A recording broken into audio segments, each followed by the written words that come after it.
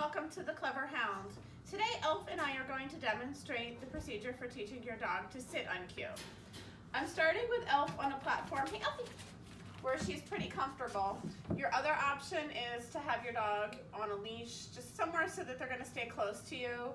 If they're not comfortable on a platform is probably not your best bet for this one, but since Elf is, I'm going to use this just as a way of keeping her in the area.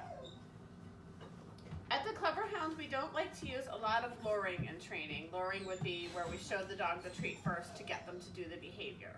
We're going to use a lure very briefly on the sit cue though, but really just for the first couple repetitions. Okay, so the first thing to know when you're teaching sit is we're not going to use the word sit until the dog is fairly comfortable with doing the behavior. So we're not going to say it until we're fairly sure the dog will do it. And I would define fairly sure as you'd be willing to bet me $20 that your dog will sit when you tell them to. What we are going to use from the beginning is a release cue. Elf's release cue is going to be the word break. That means that she's allowed to get out of her sit. So my expectation right from the start is that ideally she will stay sitting until she hears break. But we're going to do this all in pretty rapid fire sequence so that she won't have a whole lot of time to think about whether or not to remain sitting or not. Hey Elf, load up. So I'm going to start with a cookie in my hand. Break. If we're not sitting, I'm just going to use the food right on her nose and click as soon as the butt hits the ground. Break. Load up.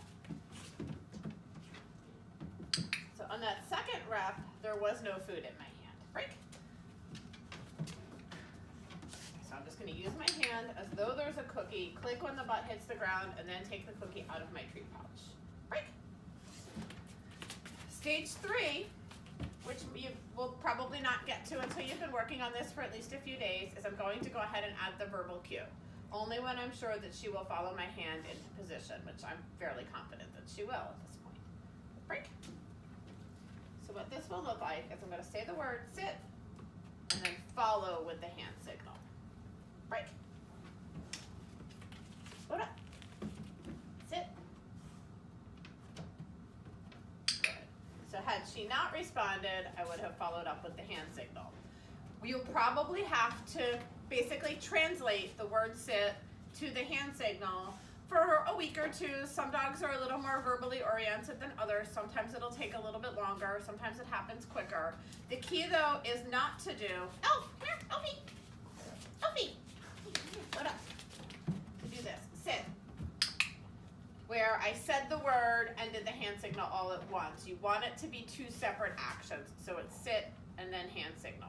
The other thing that you don't want to do is add the verbal cue while you still have the food in your hand. If you're still luring, the dog is not ready to learn the word yet. And if you add the word too early, then the word sit just becomes yet another bit of gibberish that our dogs hear us say all day long that doesn't really matter to them.